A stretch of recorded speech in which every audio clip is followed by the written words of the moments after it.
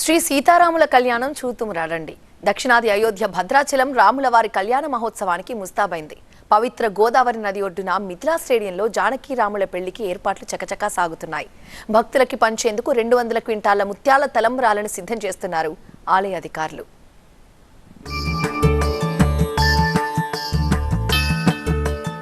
Seethamma weds Ramayya. April 6న కళ్యాణం. వివాహ వేదిక మిథిలా స్టేడియం.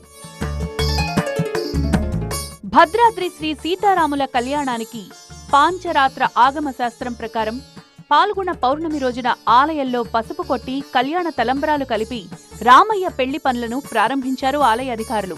హోళీ రోజు స్వామివారికి సహస్రధారతో ప్రత్యేక స్నపనం నిర్వహించారు. రామయ్యను పెళ్లి కొడుగ్గా, సీతమ్మను పెళ్లి కూతురుగా ముస్తాబు చేసి శ్రీరామనవమి కళ్యాణ వేడుకలకు శ్రీకారం చుట్టారు. హోళీ రోజున పసుపు కుంకుమ దంచి కళ్యాణ తలంబరాలతో బియ్యంతో పాటు గులాం రంగు, పసుపు, కుంకుమ, చందనం, సుగంధ ద్రవ్యాలతో పాటు 8 రకాలైన మంగళ ద్రవ్యాలను వేసి ముత్తైదువులు భక్తుల చేతుల మీదుగా తలంబ్రాలు కలిపే కార్యక్రమాన్ని వైభవంగా నిర్వహించారు. ఆ తలంబ్రాలను మూలమూర్తుల పాదాల చెంతన పెట్టారు. కళ్యాణం రోజున శ్రీరామచంద్రస్వామికి ఎరుపు తలంబ్రాలను సమర్పిస్తారు. శ్రీరామనవమి నాడు సమర్పించేటువంటి తలంబ్రాలకు ఒక విశిష్టత ఏమిటంటే ఎరుపు తలంబ్రాలను స్వామివారికి సమర్పిస్తారు. ఇలా ఎందుకు అంటే మామూలుగా ప్రతిరోజు చేసేటువంటి తలంబ్రాలు అవి పసుపు రంగులో ఉంటాయి. ఇది ఎరుపు రంగులో ఎందుకు ఉంటాయంటే ముస్లిం అయినటువంటి తానిషా రాజు ఆ రోజుల్లో గులాం తీసుకొచ్చేవారట. ఆ గులాంని కూడా ఈ పసుపు అక్షరాల్లో కలిపేటువంటి సంప్రదాయం ఉన్నది కనుక పసుపు, గులాము, కుంకుమ ఇలాంటివన్నీ కూడా కలిపినటువంటి ఆ తలంబ్రాలను ఒక శ్రీరామనవమి నాడు మాత్రమే సీతారాములకు సమర్పించేటువంటి ఆచారం అనేటువంటి భద్రాచలంలో ఏర్పడింది.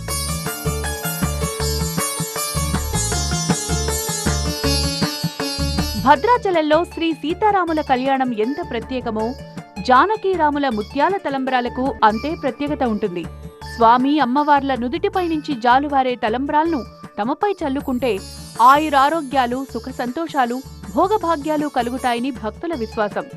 ఆది దంపతులు అన్యోన్యానికి ప్రతీకలైన సీతారాముల కళ్యాణంలో ఉపయోగించే ఈ తలంబ్రాలను తమ ఇంట్లో పూజ గదిలో పెట్టుకునేందుకు భక్తులు ఉత్సాహం చూపిస్తారు. తమ ఇళ్లలో జరిగే వివాహ వేడుకల సందర్భంగా తయారు చేసే తలంబ్రాలలో ఈ ముత్యాలు కలిపిన స్వామివారి తలంబ్రాలు కలిపితే ఆ జంట దాంపత్య జీవితం అన్యోన్యంగా ఉంటుందని భావిస్తారు భక్తులు. అందుకే భద్రాచల ముత్యాల తలంబ్రాల కోసం భక్తులు పోటీ పడతారు. భక్తులందరికీ తలంబ్రాలు అందించేందుకు ఆలయ అధికారులు ఏర్పాట్లు చేస్తున్నారు. 200 క్వింటాళ్ల ముత్యాల తలంబ్రాలను కలుపుతున్నారు.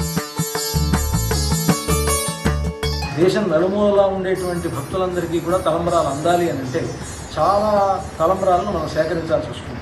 దానికోసమని దేశం నలుమూలల ఈ ప్రాంతంలో ఉండేటువంటి భక్తులంతా కూడా పాదయాత్రగా వచ్చి స్వామివారికి తాము గోటితో వచ్చినటువంటి తలంబ్రాలు కూడా సమర్పిస్తారన్నమాట.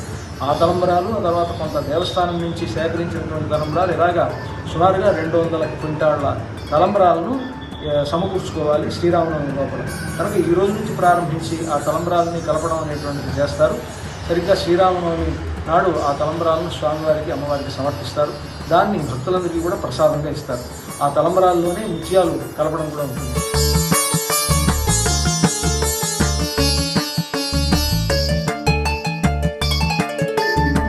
తెలంగాణ, ఆంధ్రప్రదేశ్ రాష్ట్రాలకు చెందిన భక్తులు గోటితో ఒలిచి తలంబ్రాలను తయారు చేసి స్వామివారికి సమర్పిస్తారు.